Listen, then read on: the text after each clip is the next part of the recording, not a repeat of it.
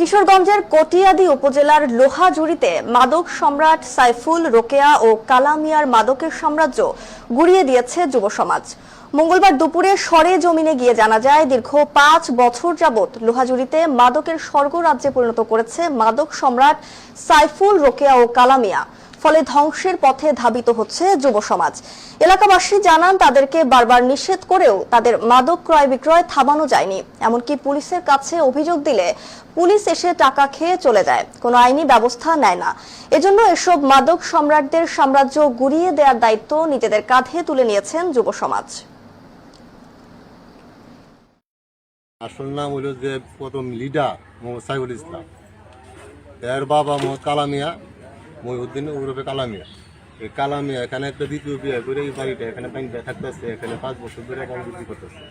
আমরা এলাকার লোকজন বহুত বাধা দিচ্ছি, আমরা এলাকার লোকজন মিটিং করে হতো ওদের সাইন হতো নিয়েছি যার বিক্রি করবো না, এরকম প্রমাণ আমাদের কাছে আছে, মানছে না। মানার পরে এরপরে আবার টিউনের কাছে আমি লিখিত অভিযোগ দিচ্ছি, দেওয়ার পরে এরপর এটা পাতা মানে না। এইভাবে চলতেছে 5 বছর ধরে বিক্রি চলতেছে। তোমার বিক্রি করে এখানে স্বামীর নাম কালামিয়া, তার স্ত্রীর নাম হইল রুকিয়া বেগম। কিছুদিন পর আবার শুরু করে দিই ব্যবসা, কিছুদিন গোপন করে ব্যবসা চুরি করে পরে আবার ওপেন শুরু করে দিই। এই এলাকার মানুষ অতিষ্ঠ হয়েছি জানি, এরা ব্যবসাটা বহুদিন যাবত করে। আমি বড়ি ব্যবসা করতে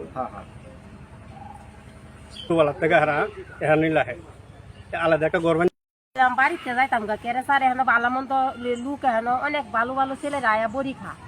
পরে স্যার আমার ছেলেও তো শিক্ষা হইব, পরে চাইছিলাম স্যার এখান থেকে গিয়া অন্য জায়গায় গিয়া লেখাপড়া করতাম, কেরে বিদ্যা শিক্ষা হইব। এজন্য স্যার আমি ভাইরা আইনত ভাবে আপনারা যদি আমাদের পাশে না থাকেন তাহলে আমরা কিছুই করতে পারবো না। যদি আপনারা আমাদের পাশে থাকেন, ইনশাল্লাহ এই লোহাজুড়ি আমাদের টার্গেট থাকবে। লোহাজুড়ি আমাদেরকে দেখে প্রত্যেকটা এরকম লোহাজুড়ি মাদক মুক্ত করবে ইনশাল্লাহ। চট্টগ্রাম বন্দর আবারও জিরো ওয়েটিং টাইম অর্থাৎ শূন্য অপেক্ষমান